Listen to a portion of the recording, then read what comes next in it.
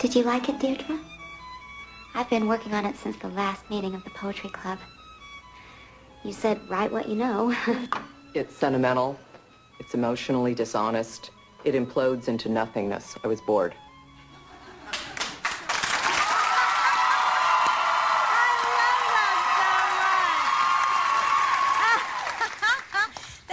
Looks so great. We're back with Kristin Chenoweth, who plays Annette Bening's lesbian lover in the big new movie, Running with Scissors. It looks good. You know, I loved doing this movie. I loved playing her special friend. But did you notice my vein is huge? No. I have this vein that when I smile or show any emotion at all. What? There it is. Oh, is it? There it is. Oh. There it is. Can we have that removed? We can maybe do it backstage during the commercial. You don't need that vein, do you? No. Okay. I don't think so. You know, Julia Roberts has it too. So. You know, I love your little short haircut. It's so cute. Yeah, it's really great. It was such a cathartic. I got rid of the boyfriend, the hair, and the nails. But it was such a, you know, I was walking down the streets in New York last week, and a woman comes up and she goes, I hate it. I was like, I asked. Thanks for your opinion. Dwayne Reed, minding my own business. I hate your hair. No way. What are you going to do? So what was it like? I love Annette Bening. What was that like working with her? She's so great. God, she's so good, Megan. You know, she is so, you know, I don't want to jinx it, but I think she gives the performance of her career in this film. And that's saying a lot because she's done some unbelievable. I know, you know, she keeps topping herself. Yeah. And my part's really itty-bitty, but just getting to do my scenes with her made it, you know, we had a moment. We had a romantic moment. You did? Yes, we did. Did you? Uh-oh. Was there a makeout? You did? We kissed. Oh, no.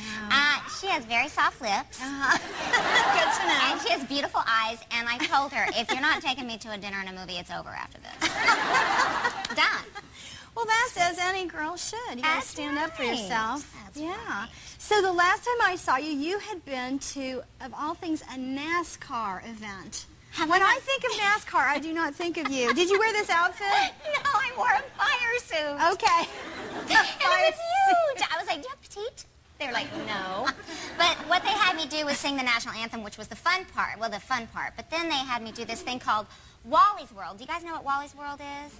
It's basically this guy, Wally, I think his name's Dallenbach, and he's like a famous commentator for NASCAR, and used to be a great race car driver.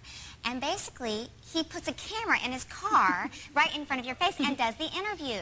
Well, right as I'm getting in with my spacesuit on, I look like the Michelin Man, he said, you know, they had me sign like, who do you want to have your organs? I was like, should I be nervous? But I did it, and I honestly thought I was going to die. We have a clip. We have a clip of it. Let's see. Oh, my gosh, I haven't. That DVD you're carrying, did you want to say something about that? No! Yeah! Wow, that thing can break glass! Oh, my God! Slow down! Slow down! Were you really scared? It wasn't fake. I just knew we were going to run into the wall, and I kept telling him, watch out for the wall! And he said, you are a soprano, because I can't hear now. But I was like, the whole day, he was like, what do you think about the movie? What do you think about? I was all screaming. I never answered one question. I don't recommend it. Speaking of hitting the high notes, you've done so many great Broadway shows, and Wicked, one of our favorites. Yeah. Oh, look, there you are. There I am. Oh, in all my glory. Angelic. Yeah, you really are. You're so cute. Thank you. Look, she's cute, right? This one? Adorable. Adorable. Look who's calling cute. Oh, come on. Takes one to know it. That's right. And so, are you going to do any more Broadway musicals anytime soon? Yes, I'm going to go back and do a show called The Apple Tree for 6 months. Yes. And it's actually a really good part for you too, Megan. Maybe All you right. can come in when I'm sick. I'll just take a leave of absence Yeah. from this show. Yeah, could you like have somebody fill in for Megan while I was Yeah. And then, can you imagine? Yeah. And then I'm going to also do the workshop for the pre-Broadway show, Mel Brooks's Young Frankenstein. You are? Yes. Oh, that's great. I'm going to play the Madeline Kahn part. And so you love Madeline Kahn. she's one of my favorite all-time actresses and Me my too. idol. Yeah, I can see that. We're both the same. Yeah. We're from Oklahoma. So didn't you even name your cutest little doggy in the world after Madeline Kahn? Yes, Madeline Kahn Chenoweth.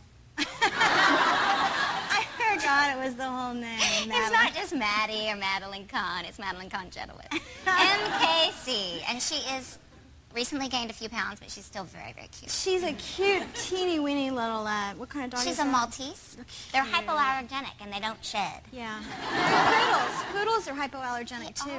See, okay, see, we're No, singers. dander. No, Dander is the thing that produces allergies. And green stuff. And green stuff. I don't know what that means. So, do you travel with her? Yeah, you know, I have to drug her because she cries a lot. And unfortunately, I sometimes drug her too much. She's like... But I put her in a little cute little bag. And I just want to say, last time I was on a flight from Continental from New York to L.A. Continental. A flight attendant... my dog Megan Mullally Show, sponsored by Continental Airlines.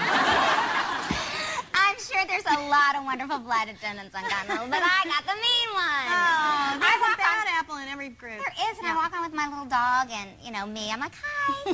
And she's sticking her head out. Your dog's like this big. She's so this how big. threatening She's could not it a be? threat. Exactly. So I put her under the seat like we're supposed to, and about midway through the flight, she started choking, so I opened up the bag to give her a little ice, and the flight attendant walked by and goes, you're going to need to put your dog back in the bag immediately. I was like, okay, just a second. I'm just going to... No, now. I said...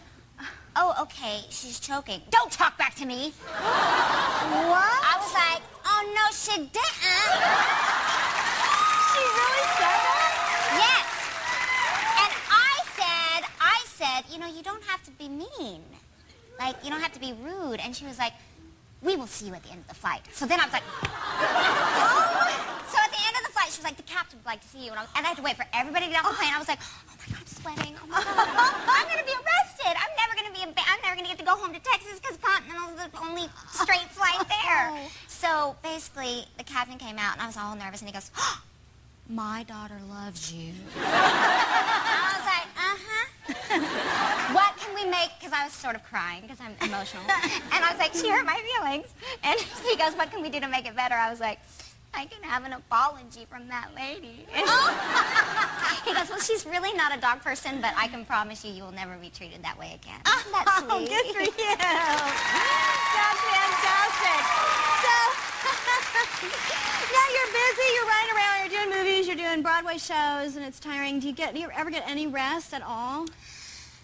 Yeah, I mean, you know, as you know, being on the eight-show a week schedule, you have to get a lot of sleep because that's the key. And I do have insomnia, and the doctor has given me a wonderful pill. Wonderful. It's called Ambien. And I don't, you know, I'm not a druggie. I'm not. But I do enjoy it. I do. I take the pill. Now, here's the unfortunate thing. The last time I was on it, I was like, I'm getting fat. So getting fat, none of my clothes fit. Well, then I woke up one night, and there was like chicken bone and a Pop-Tart. It's like, who is eating it, you know? Then one night, I told my assistant who was staying with me for a while, I said, you need to clean up your messes in the middle of the night. She goes, honey, that's you. I was night eating and gaining weight. And the other night, I'd gone off of it for a while because, you know, you should never take drugs very long, people. So I took it again because I had to sing, and you know what? I woke up with 13 empty packs of hot tamales. And one was stuck to my leg. I was like, It was a hot tamale. That's funny. Well, not to encourage any other bad habits, but I know that there's something else that you're addicted to, and we're gonna wrestle you one up right now. Gosh, Come on, bring it out, boys. I'm nervous. Bring it out from our childhoods. Ices! Dr. Pepper Ices! I love the Dr. Pepper. I used to be hooked on them too. Okay, let's make one. Okay. Okay. Oh, wait. Well, Here's the key. Okay. Now, see, I haven't had one since high school, so you have to show me how. This is the first step, folks. Put the the lid on the cup because you want to get more for your bang. I And see. you stick it under. Here, I'll do this. All right. And then we.